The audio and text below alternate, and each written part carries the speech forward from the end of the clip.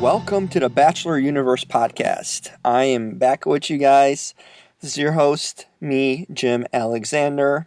We have a lot to catch up on, and I mean a lot. We're going to cover a few weeks' worth in today's episode, so don't you go anywhere. We're going to preview the hometowns. We are going to talk about the final three, which is the overnight dates, and we will talk about the men tell all, and we will preview the finals. So all that and more on this edition of the Bachelor Universe podcast. So let's get things started.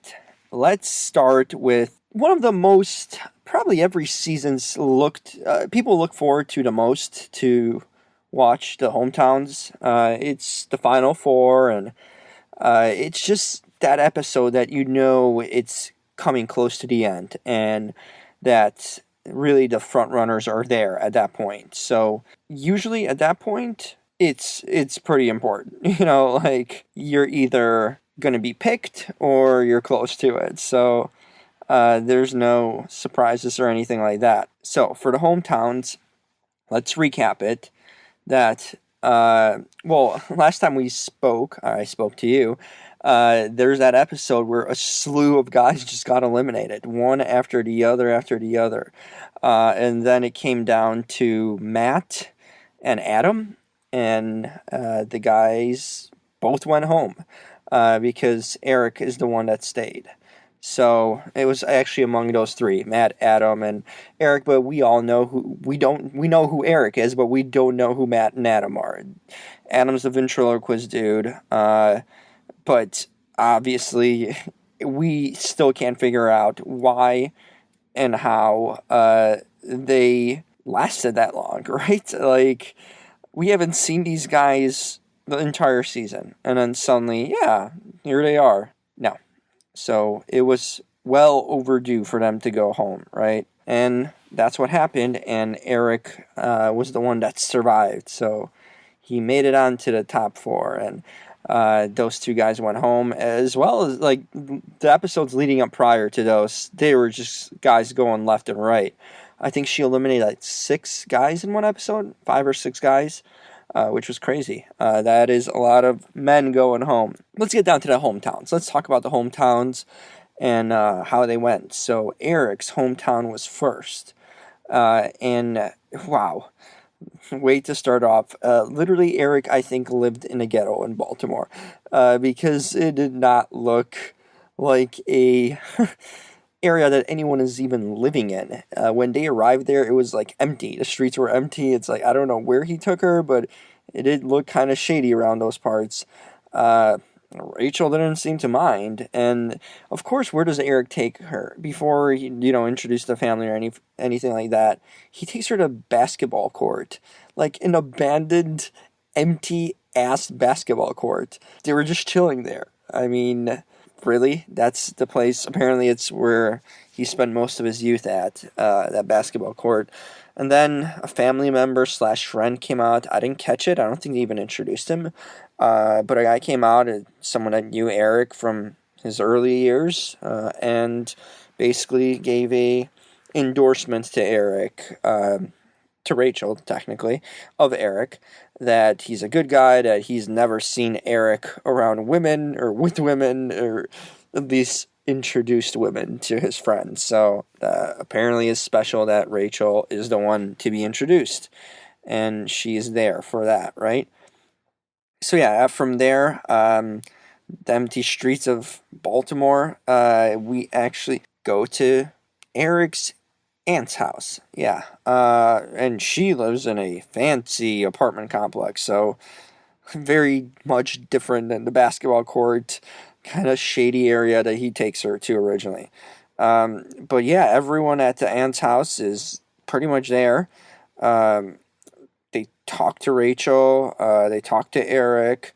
Eric's mother, Karen, is there, and she talks to Rachel, who tells Karen how Eric challenges her. And, um, you know, Eric's dad is a bit skeptical, as you can tell, in that episode, but I guess he takes it all in stride when Rachel beams, and I mean, Eric beams about Rachel, right? So yeah, I mean, it concludes. It was pretty normal and nothing out of the ordinary. Family toasts to Rachel and Eric, and yeah, Rachel definitely has a thing for Eric, but Eric, quote unquote, cares about her a lot, so he can't tell her that he actually loves her yet. Oh boy, not a good sign. Now Brian's hometown. Now this, you talk about an intro. Mr. Columbia takes her to Cuba, actually Miami, but to a Cuban village in Miami. And they're playing dominoes with old people. They are just having the Latin fiesta, basically, in Little Havana. I think that's what they call it, maybe, in Miami. I haven't been there. But it looked like it was Cuba, right? So apparently it was fun. And you know Rachel's digging it. If she bought this guy a watch, she will do a lot more. So in that case, Ryan's winning from the get-go, right? So there we go. So they're strolling down the streets, having Cuban sandwiches. I forgot what they're called. Maybe it's just Cuban sandwiches. No, I think there's a name for it. But Rachel's not hungry for sandwiches. She's hungry for Brian. That is absolutely clear. I think we've known this from day one, really. She's just ridiculously lusting for him. And you can see when they're together. I mean, her eyes are just glued to this guy. No question that she can remove her eyes off of him because he's the object of her affection. No question. So, okay, they finally get to meet his family. Now, here's the fun part. I mean, his mom, I thought she was Russian for a second, Olga, but maybe she's Cuban. Or, I mean, not Cuban. Could be, I guess. But Colombian in that sense. But she can't even get a few words in before she's engulfing a drink. So, this is the kind of night it's setting up to be. There's just like eerie silence from the family when he tells them about like his first encounter with Rachel. They're either really good listeners and care to listen, or they don't want to listen. But Olga gets choked up, like literally, when he talks up Rachel being the one. Like, I don't think she's having it.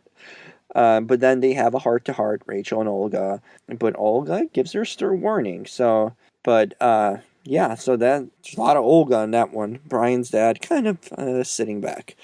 But Brian just can't hold back with Rachel, and he tells her that he loves her. So that's a big moment in their relationship, right? Because he's the one to finally open up and say something, unlike the other guys, like Eric, who had a chance. So Brian's in the lead again. As always, no surprise there. So that concludes his hometown, and off to Peter's hometown. Okay, so at this point, I guess, wouldn't you think Rachel should just claim her Wisconsin residency? I mean, this chick's been in Wisconsin. Apparently, she went to law school there, but she hung out with Nick Viall a lot of times in Wisconsin. And she made it to his Final Four, so she's been making a lot of visits. She could be a legit Wisconsin tour guide at this point. She knows the ins and outs of every part, especially Madison. I mean, that's where her and Peter hang out at, where apparently, well, she went to Milwaukee for school. So, I believe that's what she said, right? Something like that. Milwaukee or Wisconsin, University of Wisconsin. So, either way, in that region, right? She's a cheesehead, apparently. So, they go to Peter's favorite restaurant to meet up with his friends. And Peter makes a big claim that like 8 out of 10 of his friends are black. So of course he brings every interracial couple that he knows to this meeting. So There's no white couples, there's no black couples, it's interracial couples. I don't know if he's trying to prove a point, or they're actually these are his closest friends, or he selected particular friends. But apparently it matters, right? To Peter, I guess, since he's got the statistics and all. The friends seem cool. But next up is a meeting with his family. So this is what we've been waiting for. See what Peter's family from Wisconsin are going to think about Rachel and their romance. But like the family's literally laughing as soon as they sit down at the table, Rachel and Peter. And Peter sits down with his mom, Lynn, who brings up actually interesting things. She brings up all the walls that he has, right? Not literally like in his room wall, just walls on the inside. Just to clarify, so this is a podcast and you can't see. Yes, inner walls. But when Rachel talks to Lynn, she asks her if Peter's ready for marriage, right? That's like the big thing she's been wanting to find out. But the mother, Lynn, she doesn't give any reassurance to Rachel. So, at least the reassurance that Rachel's seeking. So, Rachel begins to nag, about not getting a potential proposal. So yeah, cry me a damn river, Rachel. I mean, the biggest takeaway from this encounter is that Peter's hair is definitely gray. And really, really, really appears in the Midwestern sunlight of Wisconsin. So that's your takeaway for today. Now, the best for last, I guess. Well, this is the most chaotic for last because we get Dean's hometown. Oh, yeah. Wow. We knew that there might be a potential issues there based on what we saw in the previews from last week. And so they arrive in Aspen, Colorado. It's like farmland, basically, and mountains. Giggling Dean, invites her on a four-wheeler ride. Yeah, like the bikes, dirt bikes, four-wheelers. There we go. I said it right. So Dean begins to describe all the people in his family that she's going to be meeting, and it would be, he just keeps on going and going, and it would really take a legitimate linguist to pronounce some of those names. Seriously, it is just ridiculous. Then after they were done four-wheeling, they walk up to a shack, right? Looks like a movie shack, like a set. But it's actually real home. And yes, that is the home of the Sheik, which is Dean's dad. This dude looks like a grand wizard. Purple wizardry attire. I think he had a hat on at times too. He looks like a wizard, like a real life wizard, the Sheik, and that's what they kind of refer to him as. So how cool is that? I mean, crazy cool. Crazy, yes. Cool, yes. So there you go. Crazy cool.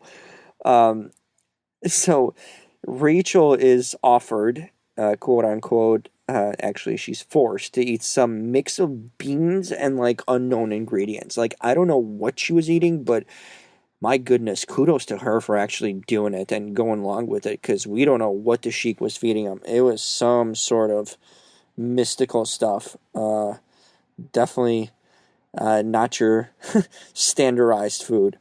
But then outside, Rachel has a emotional talk with Dean's sister, where Dean's sister starts to cry, and by talking about how tough they've had of a upbringing after Dean's mother's death, and how Dean's been going through hard times and how he's gotten out of it. So sister puts over her brother, and on the inside, the important stuff, Dean and this Sheik it's not Sheik, it's Sheik, yeah, are trying to hash out the past, and this is where it gets crazy.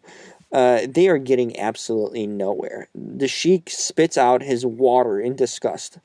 He literally does when he's talking to his petulant son, Dean. So, things, Bachelor production, you have just worsened a family relationship, a father and son relationship, because clearly these two are going backwards. Dean might never be breaking bread again with his dad, thanks to the show. Now Rachel, she's the one that wants to talk to the Sheik, right? She wants to set things straight and, try to get everything straightened out.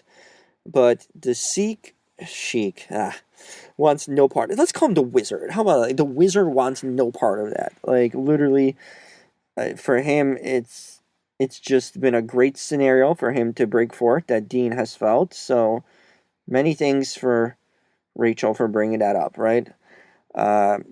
He just isn't having it. So Rachel goes back inside, and what does she do? She lays on the floor with Dean. I mean, this is what you would imagine like a hometown date to be. Now Eric's like Baltimore basketball court that's like shady looks a lot better. This looks like the place to be, or you would want to go off to after this encounter at the Wizard's house. But the craziest thing, when they're laying on the ground, Dean and Rachel just like on the floor looking up and looking at each other, the Wizard, he's in the window. He's like creepily looking in and just like stalking them from the window.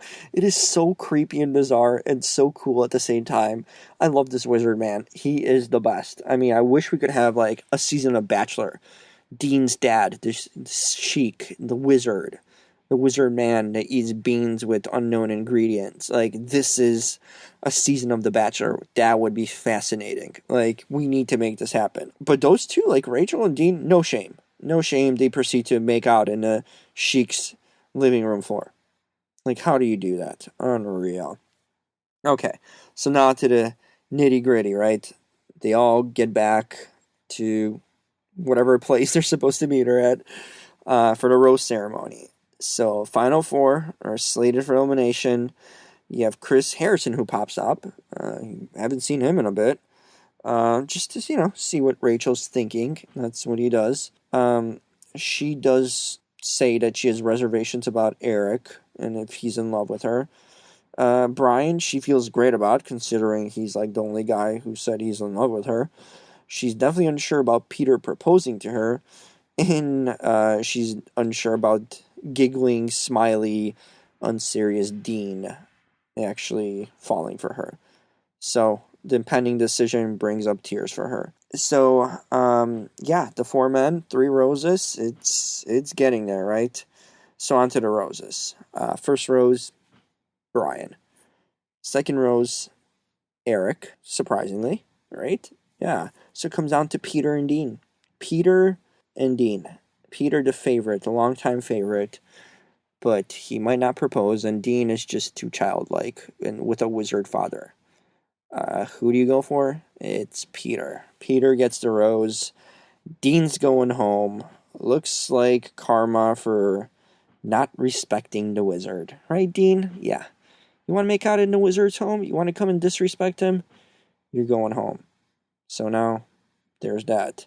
For Dean's sake, hopefully he didn't go all black, because he just may need to come back, right? Remember when he said on the after final rose, when he's ready to go all black and not come back. Well, she just let you go, Dean, so you may need to come back, just saying.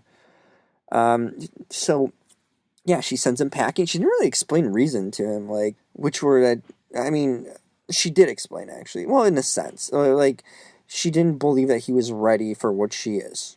Okay, that's fair, but what does that entail, right? Like, marriage? I'm guessing it would be. But yeah, I guess you can see it from her point. Goofy Dean just always giggling and stuff. Yeah. So it's a long elevator ride down for Dean and his cutesy bow tie.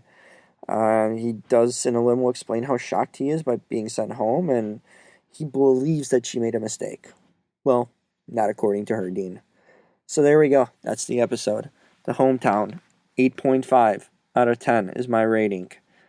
Going in an episode, like, my take on it would be kind of like, I thought it was going to come down to Dean and Eric in my mind, who was going to go. Dean was a loser tonight, obviously, and that night. It was apparent why he was so worried about her meeting with the family. I mean, his father, quite eccentric, right? To say the least. But, come on. Dean just didn't have, father or not, like, can't blame her sending him home on that. That's not to blame. It's just Dean was just too goofy, too unserious, and too giggly, So, yeah, so he went home. But Eric lives on. So, I mean, Peter, he's still front runner, even though that was a little bit concerning for her, I guess. He might not propose, and Brian, we know she's really into him. They'd still be front runners. Eric's kind of the wild card at this point. So yeah, the preview for next week was they're going to Spain for the overnight. They will be meeting Rachel's family there, and that's what it is. So now let's delve into that episode, right? We're doing this marathon of a podcast here. We're going to tackle 3 episodes. It's going to be a long one, but a good one. So yeah, this was a good episode in a sense, but now it's the overnight. So it's meet the fam of Rachel for the remaining guys. So they are meeting up with Rachel in Texas, obviously, because that's where she's from. They are informed that they will be meeting the family there and now. Okay, that's pretty expected. I mean, Eric does his best to pretend he's actually excited about this news. But Peter's the first one to meet the family, and Rachel decides to take him shopping prior, right? So they go shopping for some baby clothes for her 8-month pregnant sister. Now, we quickly find out that Peter has never shopped for baby clothes, and that's trouble, because you can see why. The man looks lost and confused. Back at the hotel, Brian and Eric are just lamenting about Peter going first, so Brian's starting to throw some shade, right? He's throwing shade on Peter, bringing up the fact that he hasn't told Rachel that he loves her. Peter, that is. And even Brian attempts to get Eric to come on his pity boat and throw some more dirt at Peter, right? For not loving Rachel like they do, apparently. It's funny, considering Eric has never told her that he loves her, really. So, yeah, at least legitimately, right? Oh well, Brian trying to find something, fishing for stuff. So now, Peter and Rachel arrive at her family home. Peter breaks the ice by telling the story of how his parents met, right? Okay. He finally manages to catch their attention by telling about his and Rachel's connection, probably more worthy or time-worthy than talking about his parents. So then we have Rachel and her sister Constance. They're discussing babies and marriage, which is probably every conversation that they have. The real stuff, actually. But Rachel becomes the party pooper, actually, when she talks to her mom, Kathy, and expresses her worry over Peter's proposal uncertainty, right? I mean, that's what she's worried about the most. But Mom, Kathy, she does the dirty work and brings that up with Peter, so when she talks to him. But to his credit, I'll say that Peter told her mom, Kathy, that he won't even ask for a blessing. Guys usually just ask for a lot of these blessings at these meet the parents type of situations. But Peter actually told her straight up that he won't ask for a blessing because he's not certain he's ready to propose. Good for him, man. He's being real and not going against his morals and values.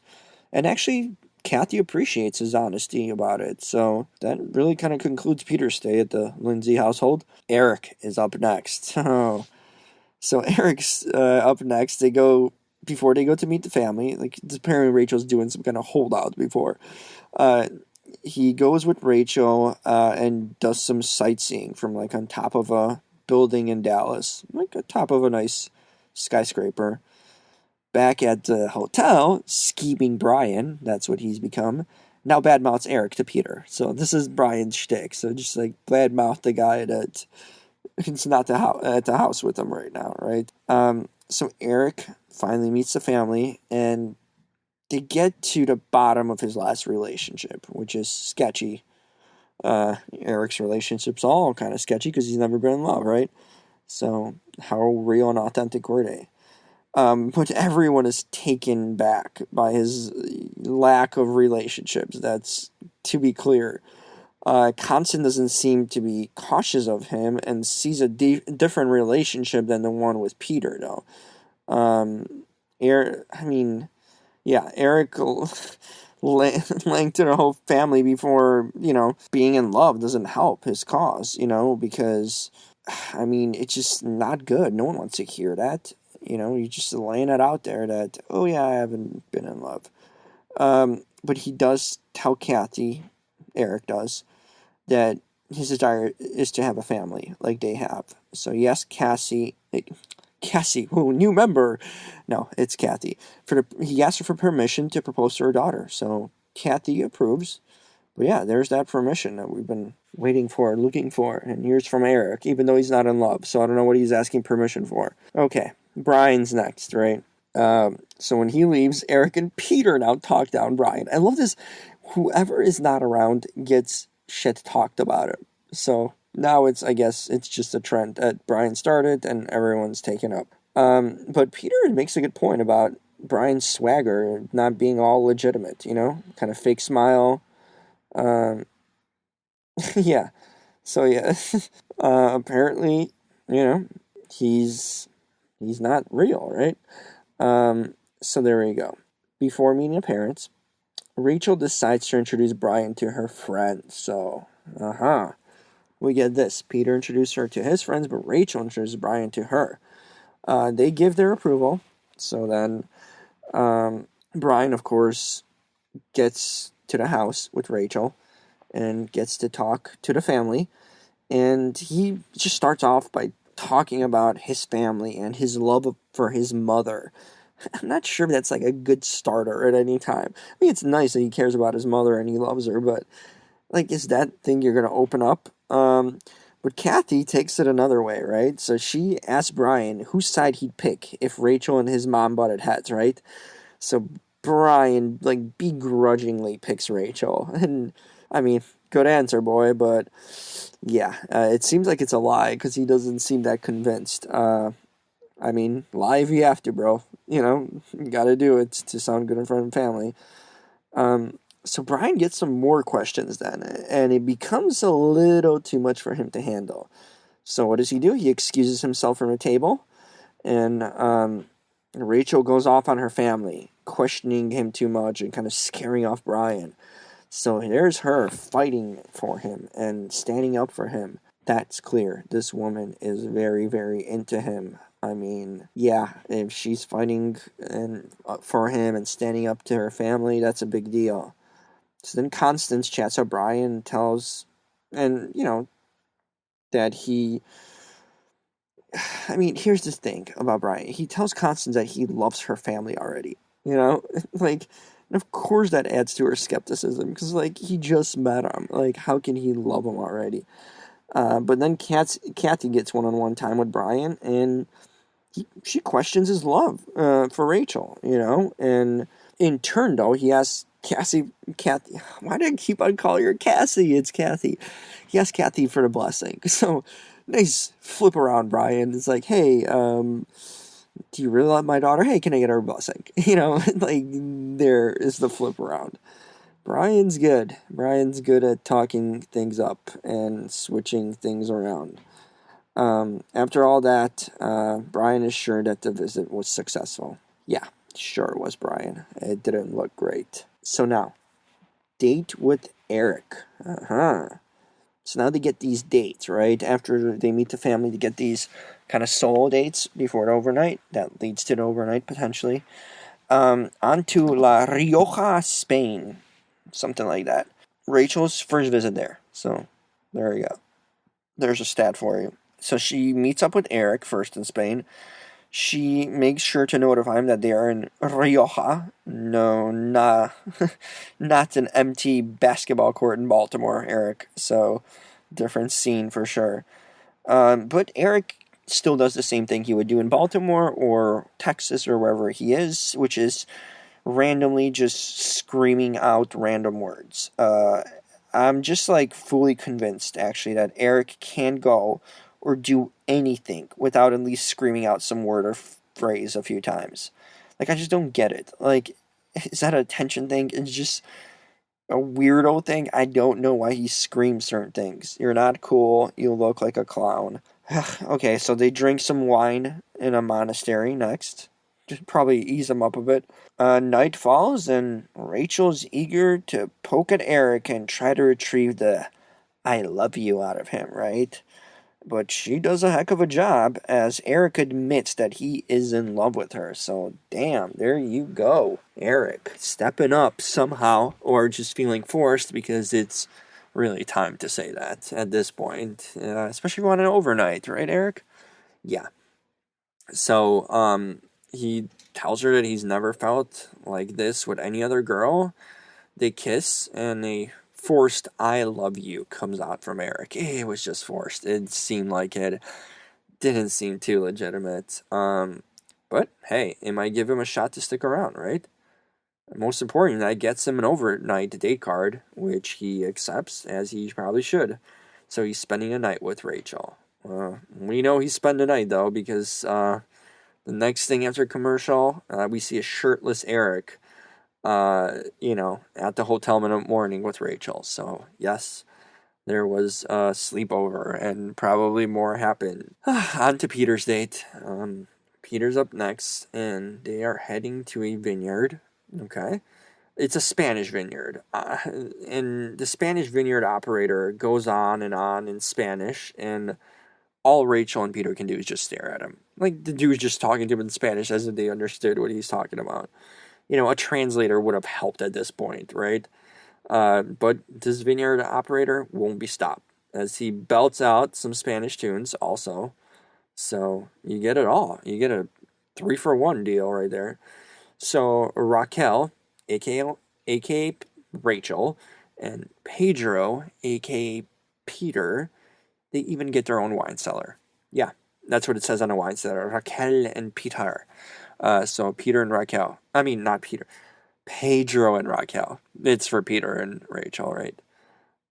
So yeah, apparently that's their Spanish names. So there's another thing you learned today. But it just seems that Rachel's plan is to get Peter drunk, right? With wine and get him to admit that he will propose to her. Nah, nada. It's not gonna happen. He won't propose unless he feels it is the right thing to do. And Peter and Rachel become the worst workers in this vineyard, right? So they're supposed to do the whole stepping on the grapes to make wine or whatever. When they do with the feet stepping on the grapes barefoot. It's kind of gross and nasty. I don't know why people do that. No wonder I don't drink wine. But yeah, but they're not having it. They're just do it for like 5 seconds and stop, as they are just ready to make out. Who cares about the wine? Wine can wait, apparently. There's people around the world waiting for this wine to be done, but no, they just want to make out. Yeah, so memo to you guys, the wine won't make itself if you stop doing that. So, Peter, the cork saver, impresses Rachel with a little story. So he says that in his family, they save a cork and write a message, like a word or a few words on the cork to describe the situation or describe the night when this wine was, consumed. So, of course, she's impressed because Peter comes up with something like that. So they write something on the cork to commemorate the moment. And once again, the marriage talk begins, right? This is what Rachel wants. And he just keeps on reinforcing it. He won't go against his beliefs. And neither will budge, right? Stubborn people meeting. But she doesn't want to let him go, right? But it seems like he's asking for it. And this is really weird moment that they're like literally on the verge of a breakup because she's ready to give up, throw in the towel, and not let him go, and he's not budging and he won't change. So kudos to him for standing to his beliefs. But they are on the verge of a breakup, and we get a to be continued. So of course we didn't even get to see Brian's date before the overnight, but that's what we get. So I mean, the first half was kind of, I guess, my episode rating would be like a 9 out of 10. It was pretty good. Good cliffhanger, I'd say. Looks like they might break up, but looks maybe not. So, I mean, I guess my take would be the first half was pretty mediocre. Just, there isn't much drama when you're meeting the family, right? Usually, unless you're Brian, right? So, Rachel's family didn't seem to take well to him. The second half of the show picked up for sure, though. We got to see Eric say that he loves Rachel. Things definitely got interesting after the numerous pokes, at Peter, but he still wouldn't budge on giving Rachel reassurance about the proposal. So yeah, that's how the show ends, on a cliffhanger where it appears that Peter and Rachel are about to end, and for what it's worth, to be continued, right? So it's a worthy to be continued, I'd say, for once. So we get a preview of the next 2 weeks, right? The Men Tell All, and of course the final. But the final kind of gives it away, the preview of the final, because we see Peter standing at the rose ceremony with the other two guys. So that means they didn't break up at this moment that they had the to be continued thing, right? Leave off.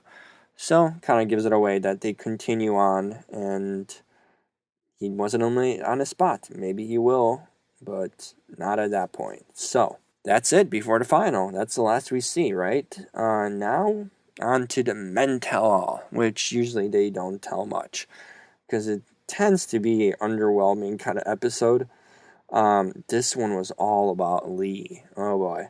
So we had everyone, most of the guys at least, show up there, besides, of course, Eric, Brian, and Peter. So yeah, the Men Tell All, right? It's kind of the preview episode. I mean, like I said, they say very little. Chris Harrison hosts, obviously, the studio event, so we get to see Chris Harrison. So instead of delving into the show right away, we get this immediate filler, and it's a look back at the most memorable moments in Tell All history, which really weren't memorable. Like some of them that they showed was like JP and Ashley's ultrasound. Like, whoa, that was creepy, not memorable. But yeah, they just had these kind of weak moments because not much happens there, right? So after commercial, we are reintroduced to, so these are the guys that are there in the audience, for this episode. Jamie, I don't know who he is. Diggy, Chicago guy. Iggy, Chicago guy.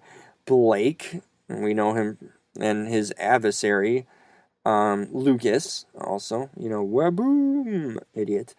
Then we have Anthony, another Chicago guy. Then you have Fred, the lover, the childhood lover, crush of Rachel.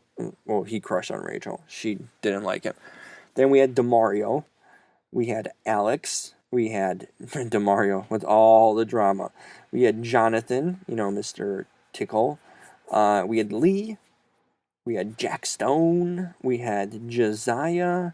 We had Will. We had Matt, who lasted longer than he should. Kenny. Adam, without the ventriloquist, and Dean. So Dean got a standing ovation of all of these guys because he's Dean. And so then after that, we get a 5-minute season recap of what happened to all these people. Okay, so we know what happened. So then we get DeMario, right? He's the first one. Kind of DeMario's excuses, but before that, we get a little bit of, actually, I won't overlook it, Lucas Waboom and Blake feud. So they kind of start off with that. I mean, it's just such a weak feud. Before they even get started talking about it, it's over. They move on to DeMario. I even wanted to do that and overlook it. So immediately they kind of addressed DeMario's ex-girlfriend thing, right? When she showed up on the episode. DeMario just claimed she was a side chick, to which the audience, the greatest reaction was the audience women when he's well, she's just a side chick, one of those chicks you call in the middle of the night, I'm not dating, just hooking up with, right?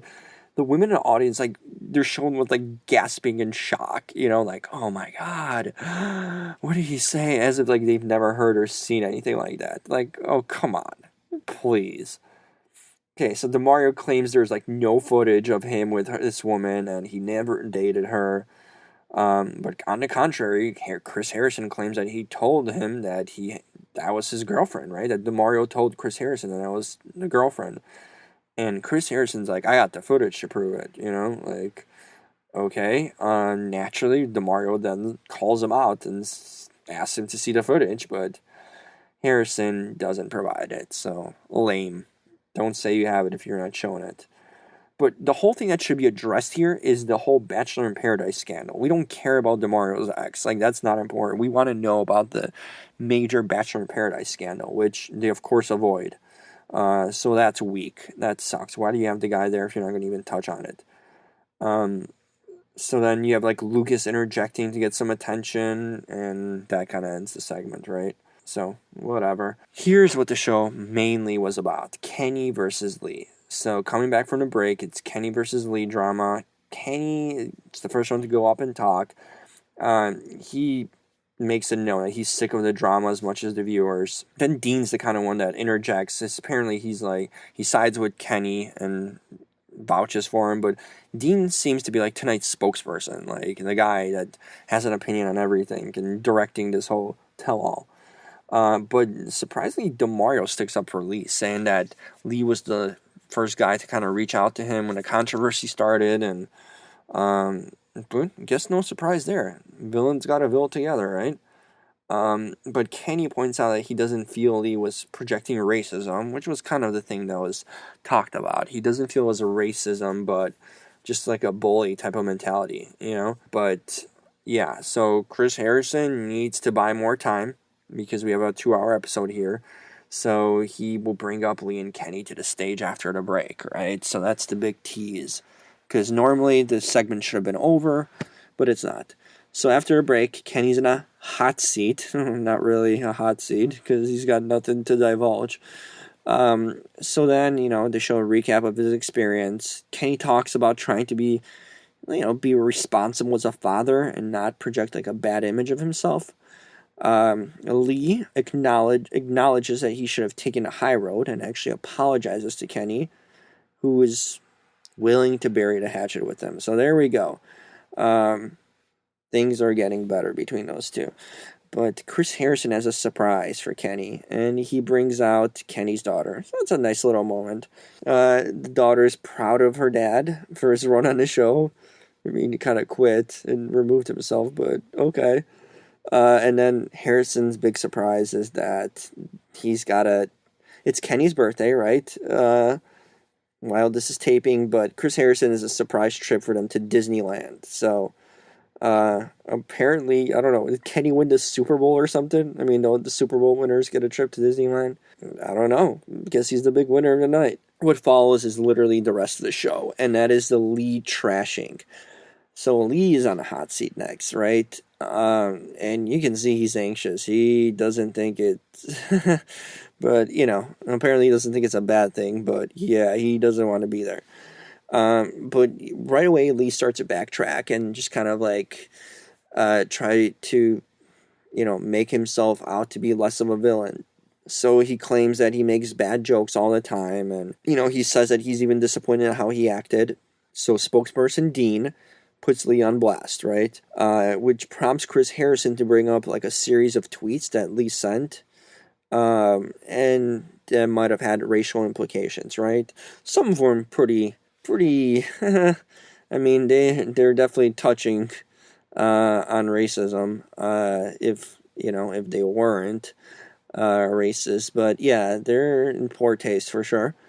So Josiah comes out on the stage to confront Lee, right? To kind of explain to him or give him a lecture and stuff. Then the guys begin to call out Lee on his lack of understanding of racism, right? So it's like almost they're pegging that he's racist in some way.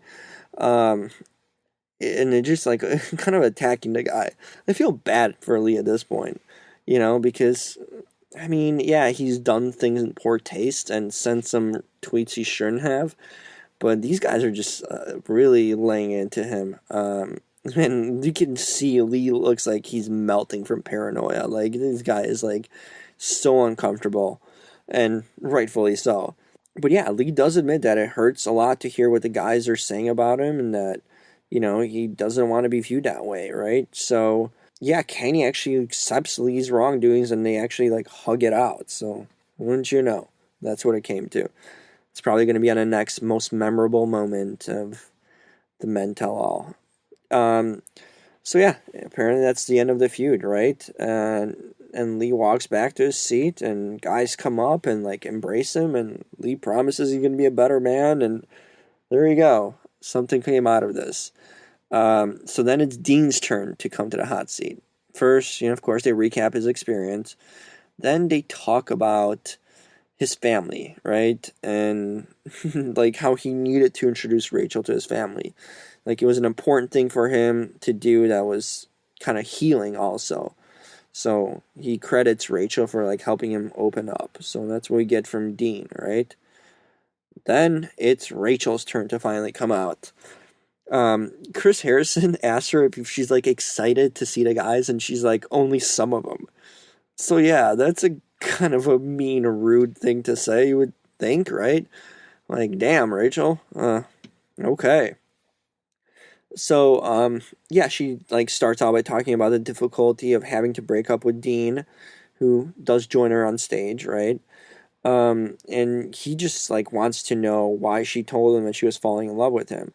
She does confirm that to him that she was falling in love, and did love him, right? So yeah, but that's about it, I guess. She didn't really elaborate much. So the topic of DeMario is brought up to her. So she throws shade at him for not being honest. Like, that's kind of a good call out there because she wanted him to just, like, own it and say that that was his girl or whatnot, not act like he's never met her, right? So that's reasonable for sure. Um, so then the topic of race is brought up again. That seems to be, like, the thing they're going at this season, like, a lot. Even unwarranted at times, just kind of forced up. Um, so she didn't say she noticed a race being like part of, as what she was going through. Um, on the season, like she didn't view race as being any issue, but that's not true because, like, of course she made it a deal because she broke down one episode talking about how hard it was to be a black bachelorette.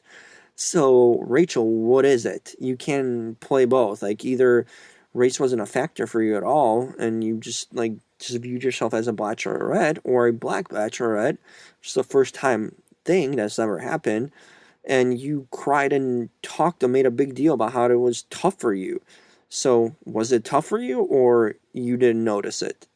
One or the other. I feel like this isn't the first time this chick has, like, kind of backtracked and just, like, said two contradictory things in a season. Then she starts talking about right away being in a position to be a spokesperson for women and African Americans. And so she's like the person, right? She stands up for women, African Americans. She's like, but who wants you as a spokesperson? You're on a TV show.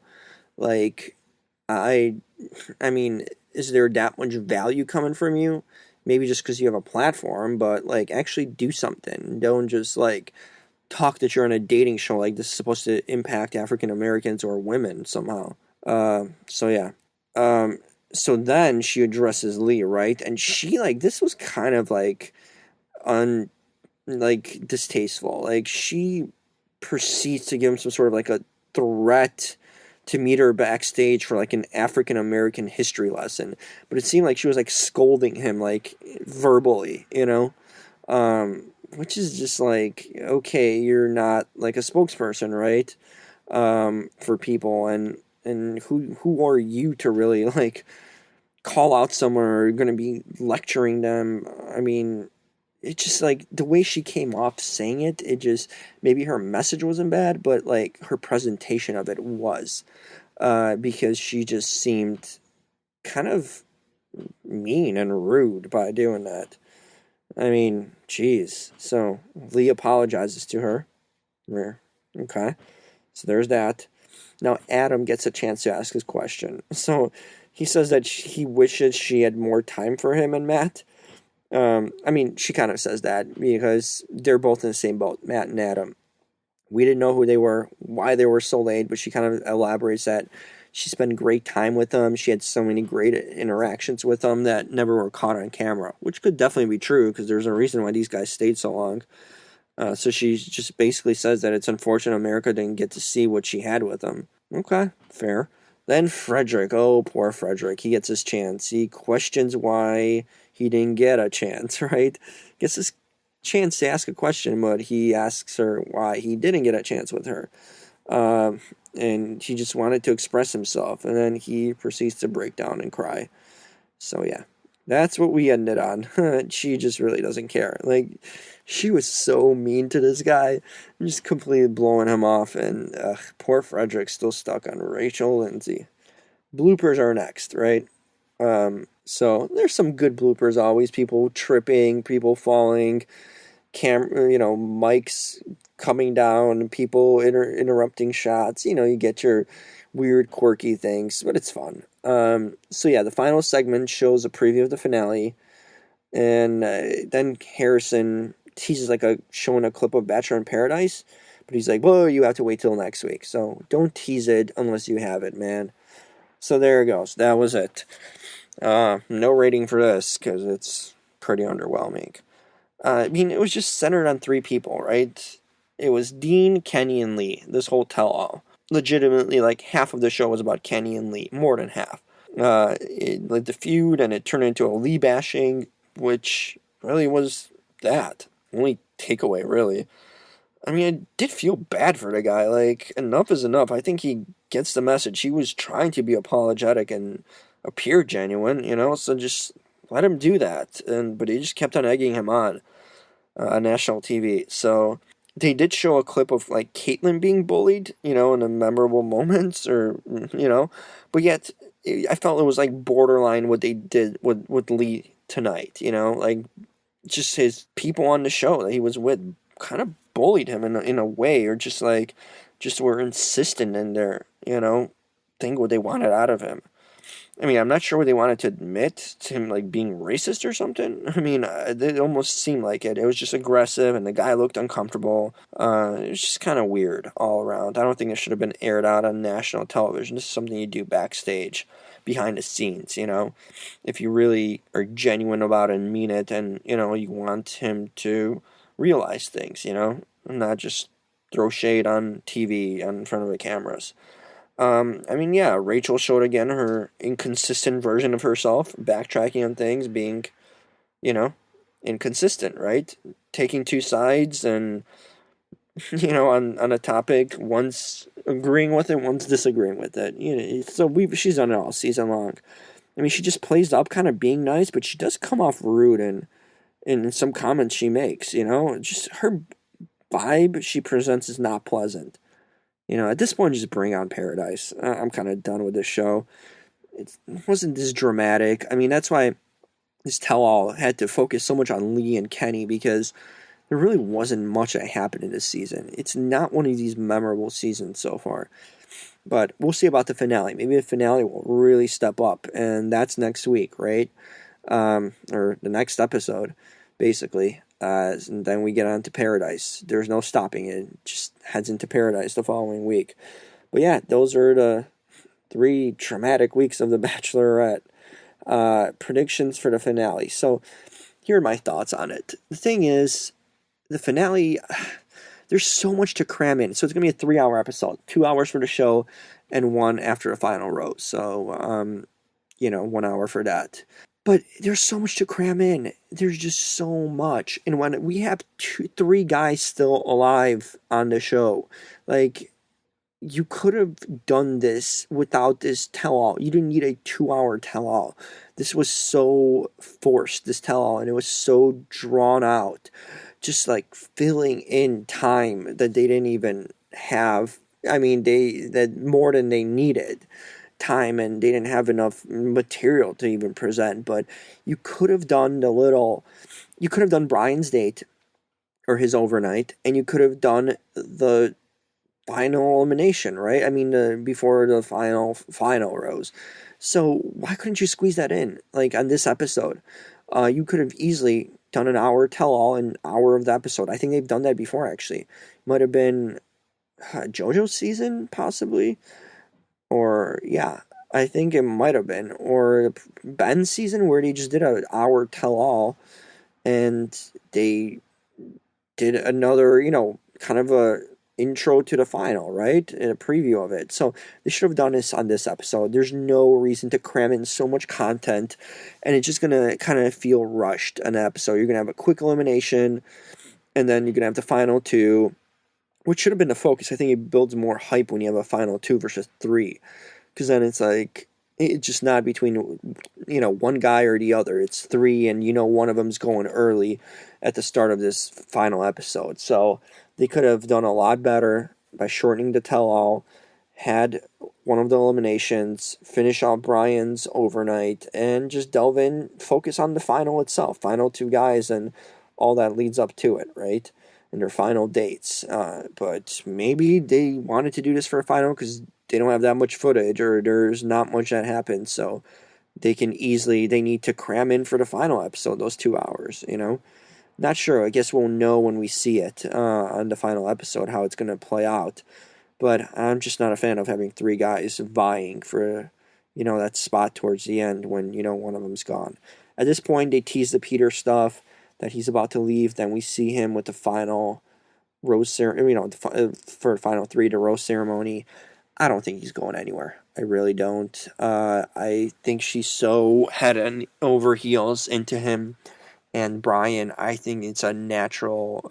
I mean, it's been since pretty much the second or third episode. It was going to come down to Peter and Brian at the end, And I don't see this change. I don't think Eric made enough ground up. I think he's still a wild card that really doesn't have a chance. It's like 2 heavyweights and a third one that's kind of lingering around, and that's Eric.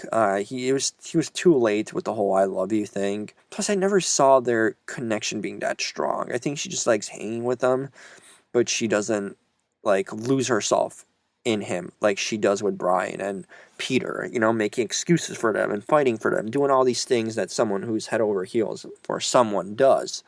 So it's gonna come down to Brian and Peter. I've been going back and forth on who's going to be the man, right? I think it's close to 50-50. This is a tough one. I think some previous seasons you had an idea, you had a Robbie versus Jordan. Come on. I think the big shocker there was having Luke be eliminated and win JoJo's season. But here, the favorites are here. I guess Dean could have been the third one. I'm surprised it was Eric, not Dean. But Dean just kind of screwed himself in a way. He just proved to be too childish, and a weird family whole, meeting thing didn't help his cause. So that was Dean doing himself in, and Eric's kind of the leftover in that case. But yeah, he's not going to win. That's not even a question. So now it comes down to Peter and Brian, and I'm 50-50 on this one. I mean, I think there's more lust for Brian, but I think there's something deeper with Peter. But the whole non-proposal thing, I think it kind of scares her off. So I've been leaning towards Peter all season long. And, Jimmy Kimmel made him his prediction, and Jimmy Kimmel was never wrong, because we obviously know he's got inside information who finishes what. When he does his selections, right, at the beginning of the season, but because there's no way he could always get the final 2 or the right, always get the right person, right? Come on. After a first episode, how do you select that? He's got inside intel. It's ABC, right? He cross-promotes the show. Of course he knows. So Jimmy Kimmel says it, and I believe it. But I think there's going to be a swerve. Apparently there was some swerve with Reality Steve. He disclosed the winner, but then it wasn't the winner. I didn't look at the spoilers, so I'll be interested to see what's going to actually happen. I'm leaning towards Brian, actually. I know the family thing is working against him, and Peter's got the whole proposal thing working against him, but I think in the end, it's kind of almost in a sense like the Caitlyn and Sean thing. She was so lustful for Nick.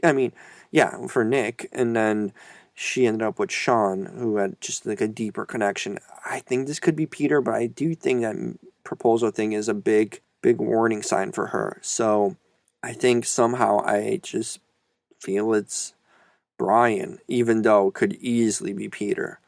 I will go with Brian. So I'm surprising myself actually by saying that. So there we go. We will see on the finale of The Bachelorette. Then Bachelor in Paradise will kick in. I'm excited for that. That should be crazy. Considering all that controversy surrounding it, will we have an explanation? We'll touch on it and after the podcast of the final. So I'm coming to you. The next podcast will be the recap of the final. Who does Rachel end up with? We're going to see the after the final rose, the fallout of that. That's the main one. That's the big one, right? The big podcast of the year. Who is going to be the winner, I guess, or her pick. So we'll talk about it next. And thanks for joining me on this marathon today. Wow, we covered 3 episodes, 3 key episodes.